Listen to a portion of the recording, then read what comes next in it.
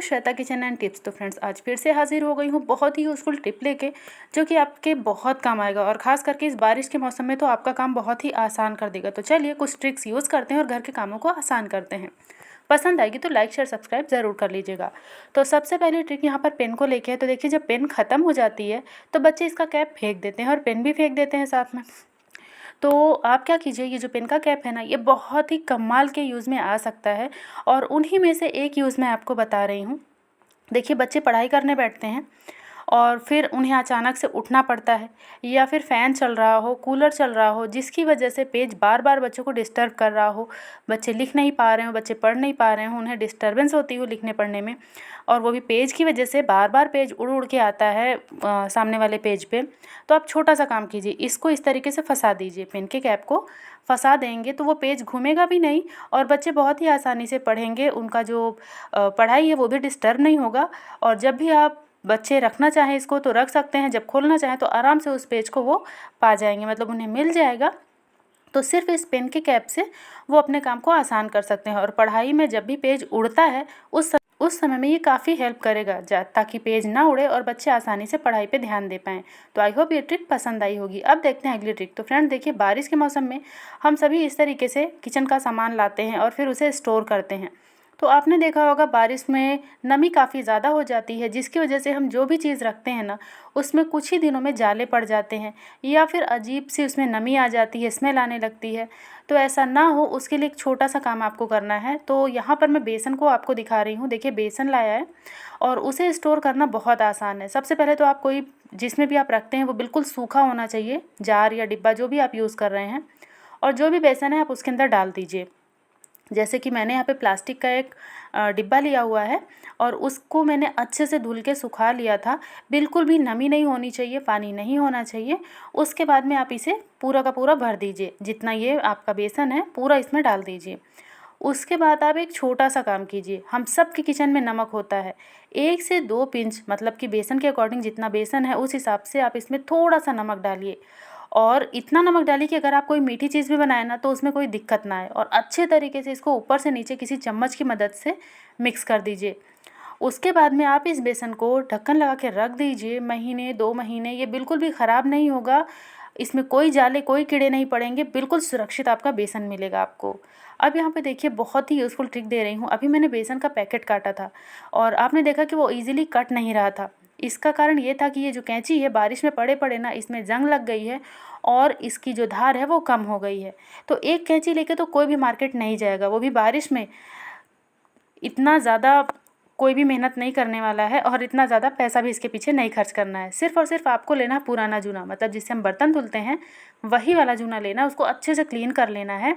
उसके बाद उसका सारा पानी निकाल के उसमें 2-3 बूंद पानी ऐसे डाल के आपको ले लेना है। और देखिए, स्पीड को मैंने यहाँ पर बढ़ा दिया है, लेकिन कट ज़रा सा भी नहीं किया है। और फिर कैंची के ऊपर आपको इस तरीके से घिसना है। जो लोहे वाला जूना होता है, स्टील वाला, वही वाला। तो आप देखेंगे कि जो भी इसमें जंग वगैरह लगी ना, सब निकल जाएगी। और फिर एक सूखे कपड़े की मदद से इसे आप क्लीन कर लीजिए। ये देखिए, आपको फुल वीडियो दिखा रही हूँ, ज़रा सा भी यहाँ पे मैंने कट नहीं मारा है वीडियो को। पूरा वीडियो आपको दिखा रही हूँ, जिससे कि आपका काम आसान हो और आपको समझ में भी आए। यहाँ पर आप फुल वीडियो देखिएगा, तभी आपको समझ में आएगा। देखिए, इस तरीके से अगर आप करते हैं तो आपका पैसा भी बचता है और साथ में टाइम भी। और उसके बाद आपको क्या करना है, दवा का रैपर लेना है और यहाँ पर इस तरीके से आपको थोड़ा सा घिसना है, जिससे कि जो इसकी धार है ना वो काफ़ी तेज़ हो जाएगी। कितनी भी बेकार मोटी कैंची होगी ना, उसमें भी आपके काम के लिए धार आ ही जाएगी, मतलब आपका काम हो जाएगा। तो देखिए, इस तरीके से मैं इसे कर दे रही हूँ और यहाँ पर जंग तो इसकी पहले ही पूरी की पूरी निकल चुकी है और इस कैंची में अब हल्की फुल्की धार भी आ गई है, मतलब काम चल जाएगा कुछ दिनों तक। ये देखिए, मैं आपको कट करके भी दिखा रही हूँ, तो पहले से ज़्यादा तेज़ ये हो चुकी है। आई होप ये ट्रिक पसंद आई होगी। अब ये अगली ट्रिक ना शर्ट को लेके है। ये जो शर्ट होती है, हम सब के घर में बच्चे पहनते हैं, बड़े पहनते हैं, और फिर पुरानी हो जाती है या फिर किसी तरीके से फट जाती है, कुछ भी होता है, तो इसे हम इधर उधर फेंक ही देते हैं। तो इसका बहुत ही बढ़िया सा आपको रीयूज़ बता रही हूँ, जिससे कि आपका घर भी ऑर्गेनाइज रहेगा, ये शर्ट का भी यूज़ हो जाएगा और वो देखने में भी काफ़ी ज़्यादा बढ़िया लगेगा। तो उसके लिए शर्ट को आप पलट लीजिए, मतलब उल्टा कर लीजिए, और शर्ट को उल्टा करने के बाद इसमें एक रबर बैंड लगा दीजिए। जो रबर बैंड आप लगाएंगे वो थोड़ा टाइट लगाइए, मतलब लूज़ मत लगाइएगा, जिससे कि ये बिल्कुल भी खुले नहीं। इस बात का आपको ध्यान रखना है। तो देखिए, इस रबर बैंड को मैंने 3 बार घुमा के इसमें फिक्स कर दिया है, लगा दिया है। और अब यहाँ पर देखिए ये जो स्लीव है ये आपको उल्टे साइड में लेना है, मतलब जो शर्ट का सीधा हिस्सा होता है उधर स्लीव आपको नहीं रखनी है। और फिर इसे मैं सीधा कर लूँगी। ये देखिए स्लीव भी अंदर ही है, मतलब उल्टे साइड में है। और फिर यहाँ पर हमें इसका बटन लगाना है, लेकिन उससे पहले इसमें एक हैंगर फंसा देते हैं। तो ये जो मैं बना रही हूँ ना, ये आपने सोचा ही नहीं होगा कि बिल्कुल ज़ीरो कॉस्ट में आप इस चीज़ को बना सकते हैं और यूज़ करना भी बहुत ज़्यादा ईजी है। तो इस तरीके से देखिए ये मैंने हैंगर भी फंसा दिया है। अब यहाँ पर जो हमने रबर बैंड लगाई हुई थी उसका जो हिस्सा है, यहाँ पर देखिए ये जो हिस्सा है, यहाँ की जो बटन है वो भी आपको लगा देनी है। 1 से 2 बटन आपको लगा देनी है। ये देखिए अब ये आपको दिख रहा होगा एक थैले की तरह, लेकिन ऐसा नहीं है। अब यहाँ पर एक आपको लेना है कार्डबोर्ड या फिर बच्चों की नोटबुक जो मोटी हो और जो वो यूज़ ना करते हों, पूछ कर लीजिएगा। और उसके बाद में इस तरीके से जहाँ पर हमने रबर बैंड लगाया है वहाँ पर इसे हमें रख देना है। और हैंगर को उठाते ही आप देखेंगे कि ये एक इस तरीके से थैले की तरह बन जाएगा। अब ये बना क्या है फटाफट से कमेंट करके बता दीजिए। यहाँ पे देखिए ये बहुत अच्छे से बन चुका है। अब या आप इसे कहीं भी हैंग कर दीजिए और उसके बाद में इसमें बच्चों के कपड़े, छोटे छोटे जो बच्चे होते हैं उनके कपड़े या फिर बड़ों के कपड़े आप इस तरीके से रख सकते हैं, जो डेली यूज़ होते हैं ना वो वाले। और फिर इसे निकालना भी आसान है, यूज़ करना भी आसान है। इसमें सारे कपड़ों को रख दीजिए, इसकी बटन को आप बंद कर दीजिए। ये देखिए मैं कपड़े आपको रख कर भी दिखा दे रही हूँ, कोई डाउट नहीं रहेगा आपके मन में कि इसे कैसे यूज़ करते हैं। और फिर बटन लगा दीजिए ताकि इसमें बिल्कुल भी धूल मिट्टी ना जाए, कोई भी गंदगी ना जाए।